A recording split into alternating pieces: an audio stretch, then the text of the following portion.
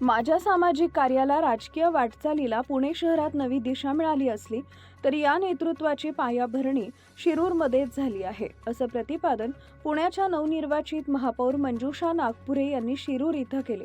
आपल्या समोर वाढलेल्या, आपल्या देखत घडलेल्या जीवन संघर्षाचा लढा आपल्या समक्ष लढलेल्या, प्रगतीची वाट जिद्दीनं चाललेल्या संघर्ष कन्या मंजुषा नागपुरे यांना विद्येचं माहेरघर असलेल्या पुण्याच्या महापौर पदाची संधी मिळाल्यानं संघर्ष कन्या मंजुषा नागपुरे यांना शिरूर इथं मायेनं प्रेमानं बोलावून आजोळ घरासमोरच शिरूरकरांनी नागरी सन्मान सोहळ्याचं आयोजन केले होते। शिरूरकरांनी आयोजित केलेल्या सन्मान सोहळ्यात मंजुषा नागपुरे बोलत होत्या।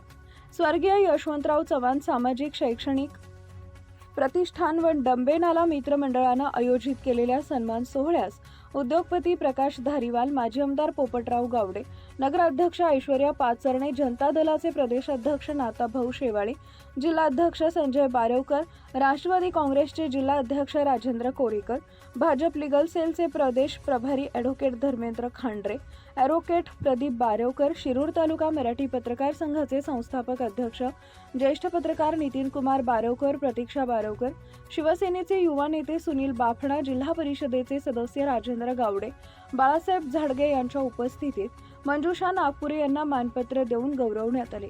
मंजुषा नागपुरे यांचे वडील रतनसिंह परदेशी, मामी मायादेवी परदेशी, मामे भाऊ सागर परदेशी, भाऊजाई ज्योती परदेशी हे सन्मान सोहळ्यास आवर्जून उपस्थित होते।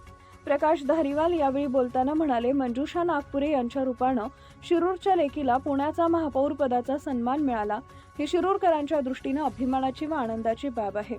नगराध्यक्ष ऐश्वर्या पाचरणे यावेळी बोलताना म्हणाल्या, शिरूरच्या सामान्य घरातील लेकीनं आपल्या असामान्य कर्तृत्वानं पुण्यासारख्या मोठ्या शहरात आपल्या गावाचं घराचं नाव उज्ज्वल केलंय। त्यांच्या माध्यमातून पुणे शहराबरोबरच शिरूरच्या विकासाची स्वप्न एकमेकात गुंफली जावीत। माजी आमदार पोपटराव गावडे, स्वर्गीय यशवंतराव चव्हाण सामाजिक शैक्षणिक प्रतिष्ठानचे अध्यक्ष संजय बारवकर यांनीही यावेळी मनोगत व्यक्त केले। Subscribe now and press the bell icon. Never miss an update.